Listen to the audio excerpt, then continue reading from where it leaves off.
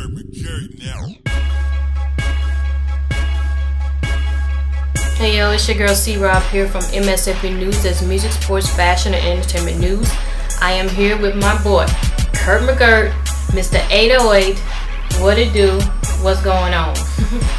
Another day, another dollar. You know, 808, boom. You already know what it is. Already now. Recently, you just started adding your tag, right, to your music. Your Curt McGurt tag, right? We all very familiar with that tag. When I started off, everybody knew I just had that. But people still didn't know who I was, so I had to throw my name in there. And I've also got some more stuff coming along too. One of my idols, Drummer Boy, you know, I kind of just did what he was doing, and he just got different variations of stuff that he puts in there, so that way you know it's his beat. Already. Now let's back it up a little bit. Before you start making beats, we're gonna come back to that.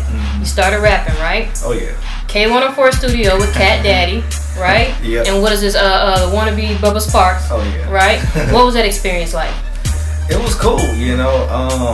They called me up. I sent a freestyle in, and I got a call from K104. I'm like, man, I'm gonna be on K104. I'm gonna be on the radio, you know. And so I go in, and the first thing I see is this dude that looked like Bubba Sparks. That was the first thing I thought, you know. You on DT? You so far you leading in the votes, man. But that's why we got a second verse. Let's see what Curt McGurt sounds like. Dr. Pepper rhyme live. I'm here to win, man. Hey, okay, you playing with my money, I'ma do you like Coaters. Smoke ya, blame ya, but please don't blame the way ya rap, cause you'll never be as good as me.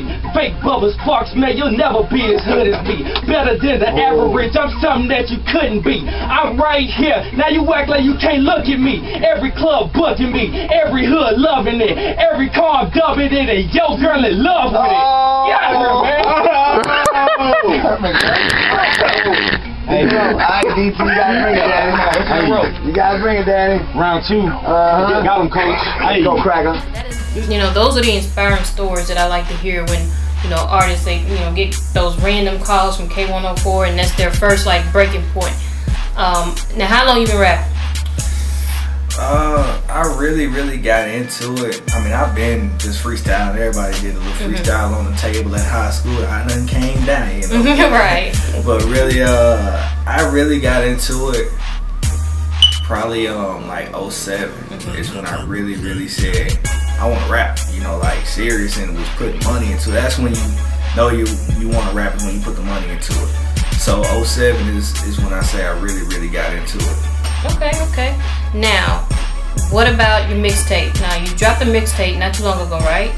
Yeah, I did the Kool-Aid mixtape. Now, you got any new projects coming out? Well, I'm actually working on two projects. One is gonna be a collab project where I'm gonna produce all the songs and I'm doing the hooks on all the songs. And I'm recruiting the artists around Dallas, such as the Tum Tums and Dosky G's and guys of that matter, to do the verses. And the other project is gonna be my personal project, which will be boombox. Because, you know, old school people had the boomboxes, and it's a representation of me going back to my old self, the way I used to rap before anybody knew who I was, you know, because I kind of toned it down because I'm in Dallas, but I'm doing what I want to do now, you know. Yeah, be yourself. You know, it's an independent artist movement going on here. Everybody's, you know, not trying to sign with no major record labels. Man, me and JL, the owner of Smash Bash, we been boys for 15 years, you know. So I mean, it wasn't something that was talked about. I thought it just happened. You know, Smash Bash, that's us. That's what we do. You know what I'm saying? So it's more of a movement rather than just looking at it as like, oh, that's my label. That I am Smash Bash. He is Smash Bash. We are Smash Bash. You know. So it's more than just a name. It's what we do. Get the Smash Bash chain real quick. Bling bling.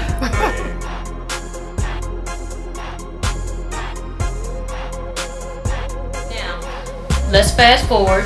You know, you're rapping, and then eventually you crossed over into making beats. When did you cross over? Like, how long you been making beats, and when did you make the decision that, you know what, I want to be a beat maker. I want to produce music. 2009. this was mid 2009. I was working, and one of the guys that produced one of these songs on the radio came into the store I was working at, and I was like, "Yo, how much is it for beats?" And he said, "Oh, it's $450." At that point, I said, I can't, you know, working at a gas station, I can't afford $450, and that's the first time I ever asked anybody how much beats are.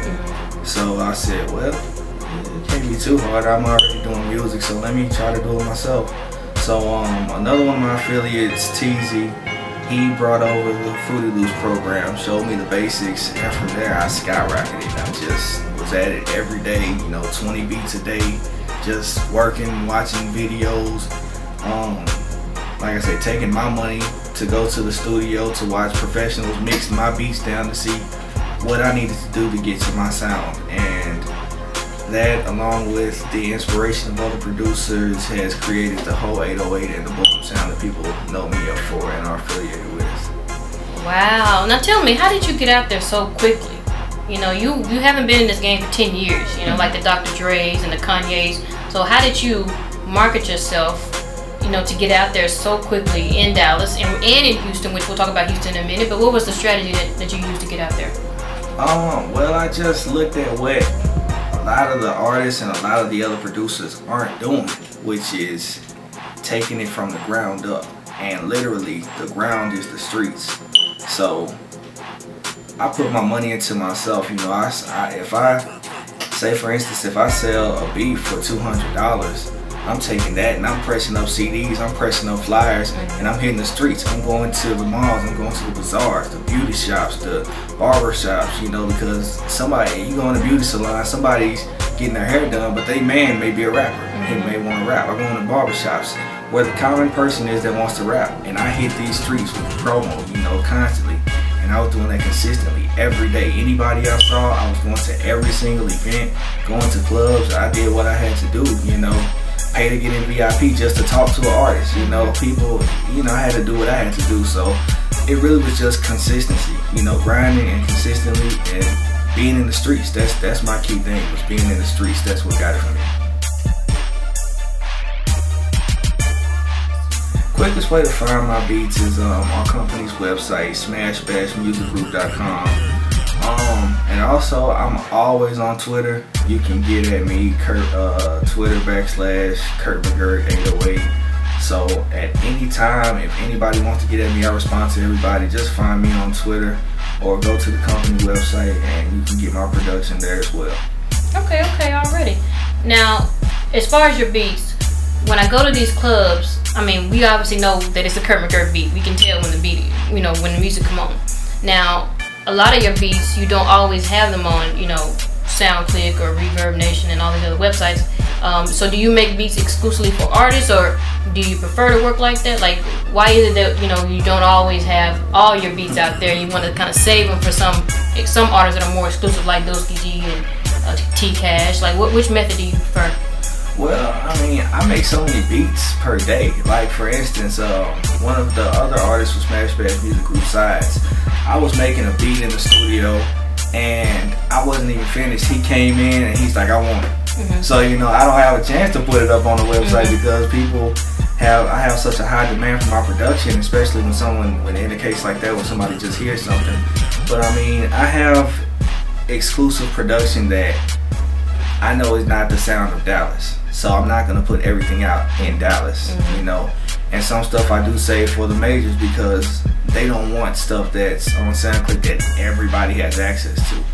So I mean, that's pretty much my strategy. I have the basic stuff that I put out there that's for sale, and I have my own personal stuff. Like even Kanye West, he said he had his own personal stuff that I may want to use for me, for my artists, or for majors, you know. So it just has to be a dividend that you create for yourself to distinguish what you want to go out and what you want to keep with yourself. Let's talk about the Houston movement and the Dallas connection. Well, first and foremost, I gotta give a big shout out to Kiki J at K104. Originally, she called me and was needing some beats for E-Class, and so we were going. The middleman through it all was T. Ferris, and many are familiar with T. Ferris, the co-founder of Swisher House.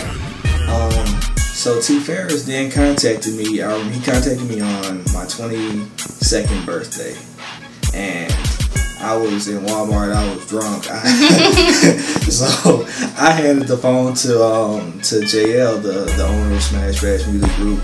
He proceeded to talk to T. Ferris and came back to me when I was sober and was like, "It's gonna be some big things going on between Dallas and Houston now through you." So I mean, I don't want to just give myself credit for starting it off, but I think that I was part of the spark that created the Dallas and Houston connection. Just as far as Houston was looking for a revitalizing sound, and I had that sound.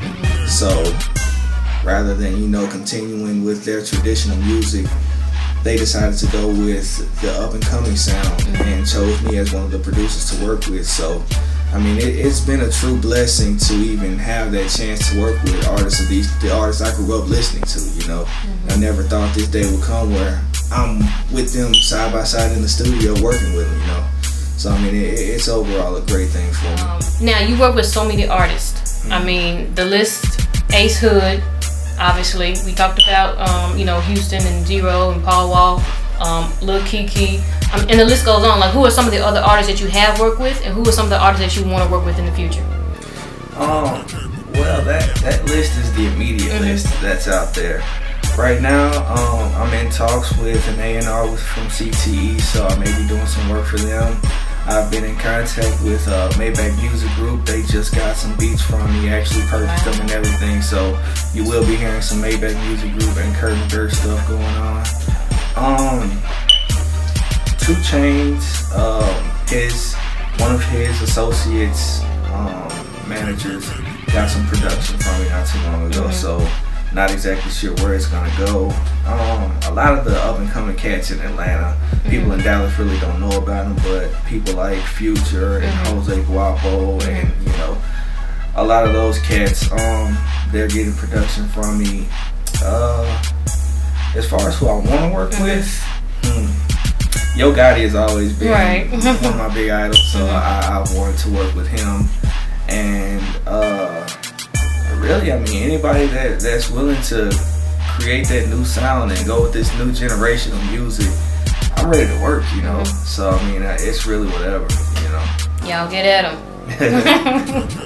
Now, where do you see yourself in the next year? And who would you say you compare your music to? Producer and rapper. When I think of you, when I listen to your music and I see that you're a double threat, you make beats, you know, you can rap, you know, I kind of think in my head, okay, Kanye West / Dr. Dre, like, who would you compare yourself to, and where do you see yourself? I really compare myself to Shawty Redd. A lot of people, in the producer world, we really don't get out of recognition as the rappers, but Shawty Redd done stuff for Jeezy, Gucci, that's where he really got his kick started. But he's also an artist too, which people don't really know. But I mean, I do compare myself in the early stages. I compare myself to Kanye West, the southern version of him, as to where I can make big money off of my production and become a big icon as an artist. So a lot of people, they view me as that, and, you know, they call me the Zaytoven of Dallas and things like that.